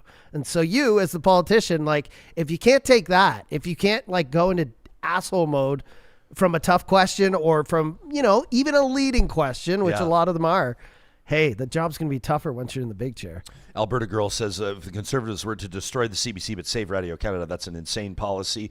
Some of you suggested carve out the radio. Yeah, you're drinking game tonight during the debate, and by the way, this could be drinking protein shakes. We're not endorsing abusing alcohol. It's whatever you drink. You could be drinking chamomile tea, but some of you in here saying it's just anything with alliteration, anything that comes across as a slogan. It could be anything that rhymes. That's a dangerous one. But I don't think you can pull that off in debates. I mean, he will, Poilievre, I think some of it's hardwired, and there's strategy there. Yeah. Right? Remember Doug Ford back in the day, we're going to end the gravy train. His answer to everything, we're going to end the gravy train. Well, but people will be looking for something more meaningful, something with substance. In English, of course. Like, I was waiting for the buzzwords last night. I didn't hear Pierre say carbon tax Carney or this and that. Like, it was almost too polite, right? Yeah. And I agree with Shannon, a little boring. Yeah. Matt says the reporter wasn't. I'm like, we don't need to keep talking about the apple orchard, but here's more on the apple orchard. Matthew says the reporter wasn't being a prick. He was just a poor local journalist who didn't know how to handle Pierre's turning the questions back at him. I agree with you, Matt. And I kind of went on. I went on a bit of a rant when it happened. Master debater. Because number one, I don't think that journalist who I do not know personally and respectfully, I don't remember his name. But number one, the way that it works, that was in the Okanagan, obviously somewhere, right? It was like at a winery or an apple. What was it? Like a cidery or something like that. Anyway, so this guy Pierre Poilievre's making an appearance. The guy shows up to do an interview. He's going to get a few questions with the leader of the opposition. At that point, the guy that was polling to be the next prime minister. And this is probably the way that independent or these outlets work. Remember, talking yesterday to Mickey Jurek from Politico, and she was talking about her time in Wainwright, working for the local paper at Wainwright.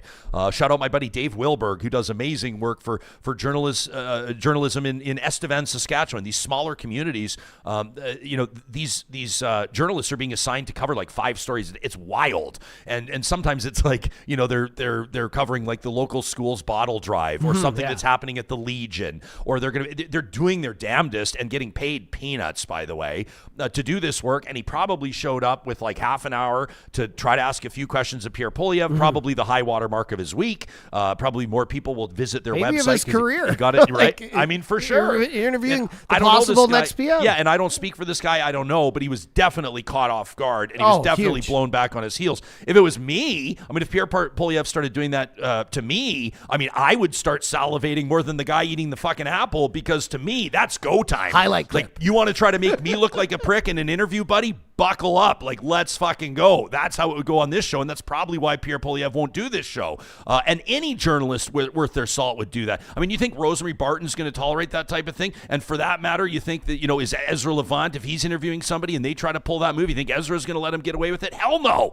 But this guy was like a general assignment reporter, and Poilievre picked on him, and he bullied him, and I think that's why it landed with a thud. Anyway, that's like eons ago. That's not what we're talking about today, but that's my take on it. I feel like I need a gavel right now to bang the gavel down. Next, we're going to see him, it's going to be like a 12-year-old from the school paper. Like you're like, you know what I mean? Yeah. Who do you think you are? Who's eating a banana? You got a lot to learn, kiddo. I did see some of you asking, I can't remember who it was in the chat, wondering about, was it Blas Sheep, asking about our plans for Good Friday and Easter Monday. Just to let you know, the show will be off. If you subscribe to our Real Talk email, it's free. Obviously, go to ryanjesperson.com, scroll to the bottom, and you can subscribe to our email. We're going to be sending out some highlights and kind of some cool update stuff over the Easter weekend. We hope that you have an opportunity to spend some time with your family. Shout out to the shift workers, the first responders that are going to be working through Easter. We sure appreciate you, but we definitely will not be wrapping before we get to this tradition, the Flamethrower. Before we do that, I want to give a shout out to our friends at UCAN Youth Services. You want to talk about people that are doing work that sometimes is flying under the radar, but is just incredibly important. UCAN Youth Services is right at the top of our list here at Real Talk. Check out ucan.ca, the work that they're doing in particular on their Relentless outreach program. They're working with the 50 young people aged 12 to 17 most known to Edmonton police. And they're trying to get these kids plugged into, opportunities, whether it's educational, employment, or otherwise, that'll help them make positive, healthy, and life-changing decisions. You can learn more about the program and support it, if you're inclined, with a donation by visiting UCAN Youth Services online at ucan.ca. We're so proud to be partnering with this organization. And a big shout out to our friends at Complete Care Restoration, the ones that built this studio.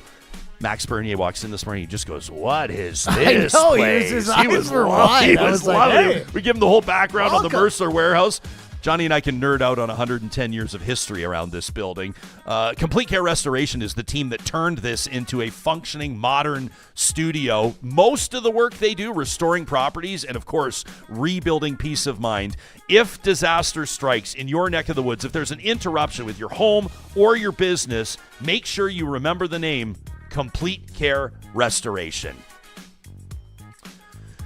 We wrap up our week every week courtesy of our friends at the DQs of Northwest Edmonton and Sherwood Park by firing things up. These are the hottest takes that we've received in the Real Talk email inbox to talk@ryanjesperson.com. It's the Flamethrower, presented by our friends at the DQs of Northwest Edmonton and Sherwood Park. KP writes in and says, Jespo, the Liberals are losing this election and they know it. Bring up abortion, bringing up guns, creating false flags, like damaging their own signs, planting buttons at the Canada Strong and Free Conference to make conservatives look Trumpish. I believe they're seeing through their internal polling that they are indeed losing. KP says Main Street has them losing. Multiple smaller pollsters due to all the reputable pollsters are showing the Liberal lead has been cut in half over the past week, and we still haven't even seen the English language debate. Donald Trump and tariffs have been backburned to the 6th most important issue. I don't know about that, but he says the top 5 issues are the Conservatives' strongest topics. Mark Carney will get run over in the debate. In French, Blanchette will shine, and in English, Pierre Poilievre will make everybody look including Mark Carney, like 2024 Joe Biden. I don't know about that. He says, but Carney does have one thing on his side, his ties with China and Chinese interference. His MP's ties to Iran. The election is clear. If you want to put Canada first, for now and for your children, for your grandchildren, you vote Conservative. That from KP. What about this one from Jeremy, who says, Jespo, I listened to your episode where you and Johnny were talking about Pierre Poilievre's plan to crack down on crime and the notwithstanding clause. I want to say, first off, I consider myself very left-wing on almost everything except this. He says, I agree with you, Jespo. If somebody hurts kids, lock them up and throw away the key. Before taking them out of society permanently, they should endure the same treatment that they doled out to innocent souls. Kind of the eye for an eye kind of idea. Jeremy says, as far as I'm concerned, some things are unforgivable. Some sinners cannot be rehabilitated. Says, the real reason I'm writing though is the way that you and Johnny and how you talked about how abuse is a cycle, and if it's not stopped, the cycle will continue. To some degree, that's probably true, but I offer a different perspective, says Jeremy. As a survivor of abuse, I know the difference between right and wrong. And the excuse that they didn't know any better because that's what they were taught or grew up with is exactly that, a piss-poor excuse. Jeremy says, I'm not saying that's what you guys were saying. I just wanted to make sure that real talkers hear that perspective. I'm sure that many other people like me have survived childhood abuse and turned out to be good people. And speaking about abuse as a cycle gives adult abusers an out. I don't give a fuck what was done to someone. If they're an adult and they hurt a kid, there's no excuse, period. That from Jeremy. Jeremy, I 100% agree. How about this from Gerald, who says, I agree with the comments from my fellow Real Talkers that crowd sizes matter so much less than policy and platform. But the need to lie about crowd sizes, that does matter. The need to actually make a point of it, to boast about it. Pierre Poilievre asking that journalist, Laura Stone, if they saw the crowd, all that stuff, it does matters.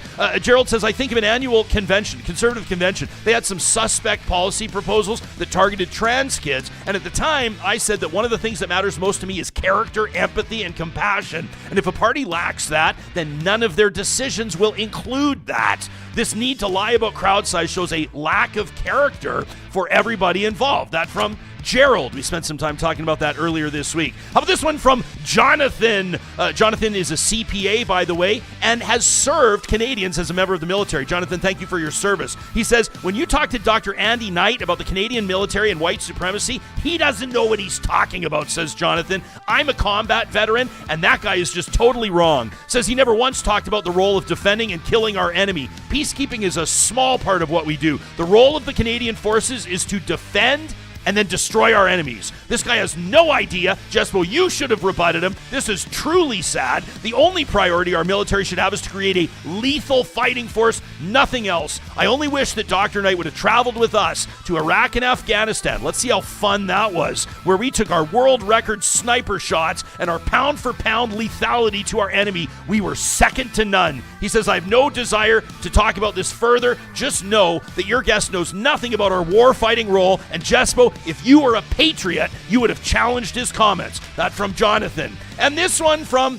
another Johnny, by the way, from Johnny to Johnny. He says, Jespo, sure enjoy the show. I was listening to you and Johnny talk about housing, and he says there were three things that I wanted to torch. Number one, you guys assume that rent control would stabilize rents. Number two, that loosening zoning regulations would lead to windfall profits for landowners. And number three, that only large corporations are capable of building housing at scale. Johnny says, with all of these, you guys have to address the root cause of the problem, which is the financialization of housing and insufficient supply. Rent control, strict zoning regulations, put a wet blanket on new housing starts, and concentrate the industry into the hands of developers with the most capital who can jump through the litany of regulatory hurdles. Do that for long enough, congratulations, you get a monopoly. Rent control further encourages landlords to preemptively jack up rents, knowing they won't be able to raise them later. It also discourages the supply of new units, knowing they won't be profitable. Constrained supply means higher prices. Johnny signs off, disrespectfully yours. He says it is the Flamethrower after all. Nice play, Johnny. We encourage you to take us to task. Hold our feet to the fire. Let us know where we're bang on and way off with an email to talk@ryanjesperson.com. The Flamethrower is proudly presented by the DQs in Palisades, Nemeo, Newcastle, Westmount, and Baseline Road. When you're there to pick up a Flamethrower signature stack burger, you make sure you let them know that Real Talk sent ya. Thanks for being a part of this week's episodes. Next week, we are going to hit the ground running on Tuesday all the way through with Canada's most real election coverage. See you soon.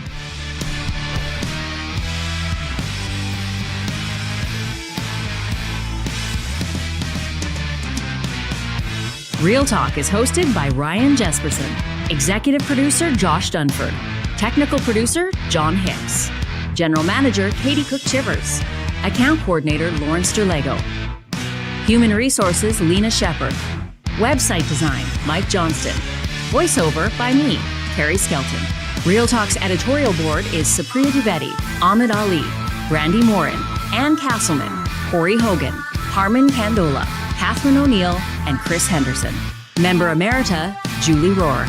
Real Talk is recorded in Edmonton, Alberta on Treaty 6 territory, the traditional and ancestral territory of the Cree, Dene, Blackfoot, Saulteaux, and Nakota Sioux, home to the Métis settlements and the Métis Nation of Alberta.